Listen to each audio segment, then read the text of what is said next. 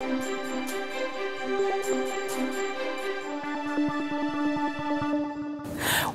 to WorkSpan TV. I'm Marcia Rhodes for World at Work. Today we are discussing the art and science of the pension freeze. And with me are Nick Vollrath and Steve Seltz. It's great to see you both.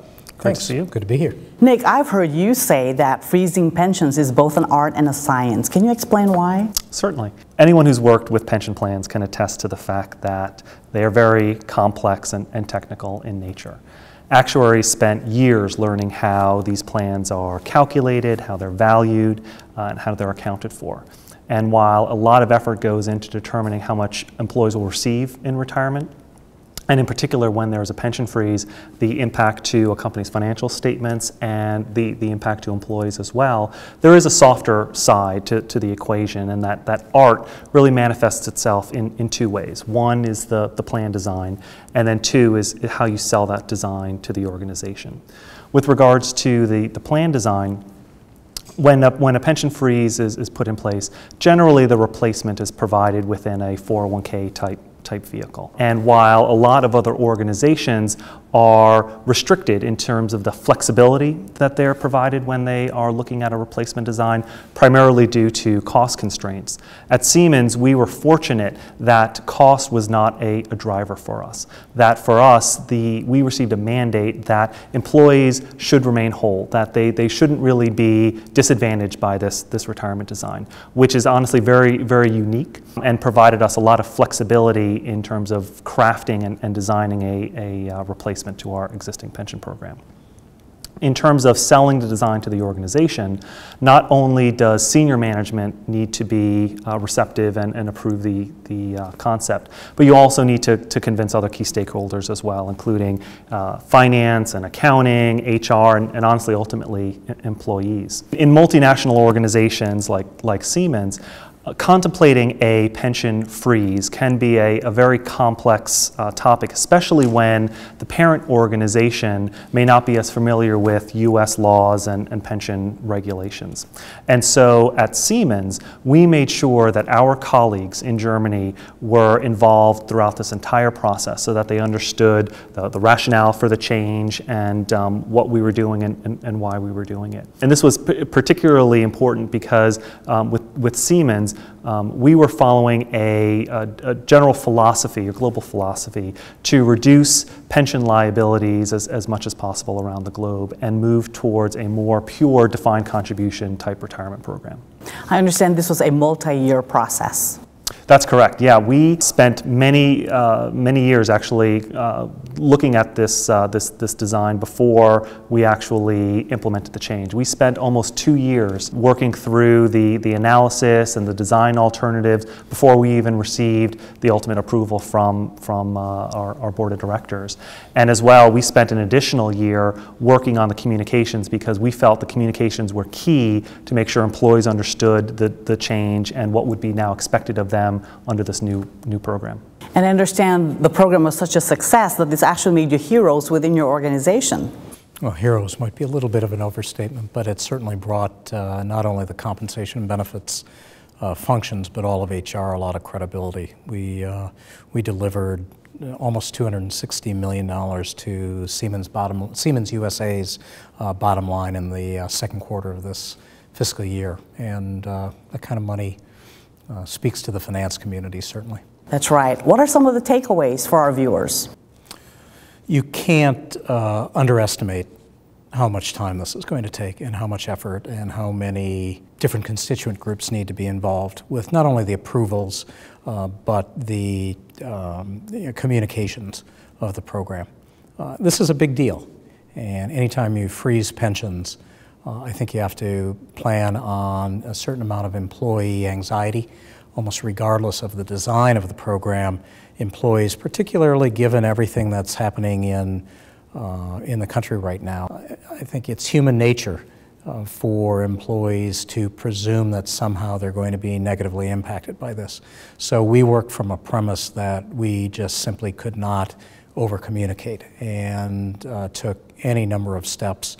There's an old adage that you need to have at least 3 messages. You need to tell people what you're going to tell them, and then tell them what you just told them. So we even over-communicated in that regard. There were at least 6 separate written communications that we delivered to our employees about plan design, about the impact, about not only the what was going to change, but why it was going to change, and tried as best we could to put it in the context of the competitive environment, but also the fact that this was not unusual, that this is the wave of the future, and that employees, if they invest wisely and if there's appropriate rates of return in the environment, that they could actually do better in given this kind of approach.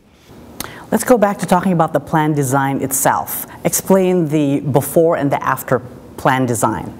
Sure. So before, due to various acquisitions, due to various plan design changes we've had over the years, there were multiple different levels of 401k matching contributions in the organization, as well as different levels of pension contributions. And one of the things we wanted to do with this redesign is to look at ways that we could potentially streamline some of that within the organization. Back in 2006, we had closed our pension plan to new hires. And so all employees in the organization from that point on received a standard matching contribution within the 401k. Under the new design, one of the premises we were working with as we were looking at different design alternatives was to kind of, again, standardize as much as possible. And so we looked to roll out a standard match across the entire organization, including the people who had their pensions frozen. But on top of that standard match, we provided an additional contribution so that as an employee looks at their retirement contribution in aggregate, what they were receiving under the old design versus what they would be receiving under the new design, the combination of the increased match in the 401k plus this additional contribution would actually provide them the same level of retirement contributions going forward. The difference really is the vehicle from which it's being provided. Prior to the pension change, they were receiving retirement benefits in a combination of pension and 401k. Going forward, they're receiving the same contribution. It's now being provided, though, out of the 401k. And did this cost Siemens more money in the short term? It did, actually. When we implemented the change, we actually did receive a financial gain because of the fact that we were no longer going to be providing future benefits under the pension plan. But going forward, our costs from a cash flow basis actually increased, and that was primarily driven by the fact of how certain accounting works within on the pension side, but also because we today provide for a non-qualified pension benefit that is unfunded. So when employees leave the organization, Siemens funds that out of its general assets.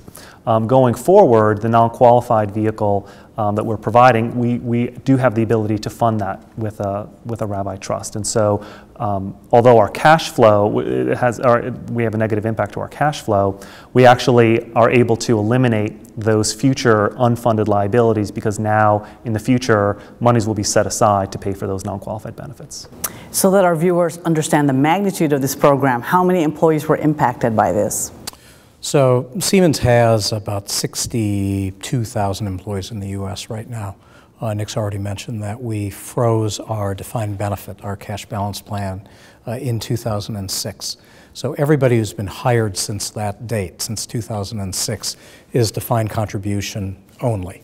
We had roughly 25,000 employees in 2009 when we made this change, or when we began to plan for this change. The freeze took place on January 1 of this year, 2011.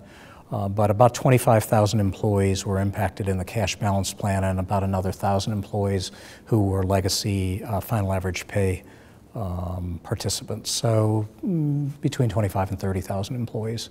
And how would you describe the employee reaction so far? Anytime you make a change of this order of magnitude, and particularly when it's something that impacts employees so directly in their pocketbook and potentially their families, you anticipate that there's going to be anxiety. Again, given the environment in which we're operating right now, with unemployment and with a lot in the news about pensions, we planned for the worst. We feared the worst. And what we found pleasantly, surprised to find, was a non-issue.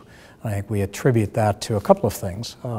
We had done a really thorough job of communication. We spent, as Nick's already mentioned, we spent a couple of years planning for this, and we spent an entire year, additional year, with communicating to our employees. We set up hotlines, we did training sessions, we provided online access to the content of those training sessions. So we had a number of different ways in which employees would receive this information, and repeatedly we gave them the information, what was happening, why it was happening.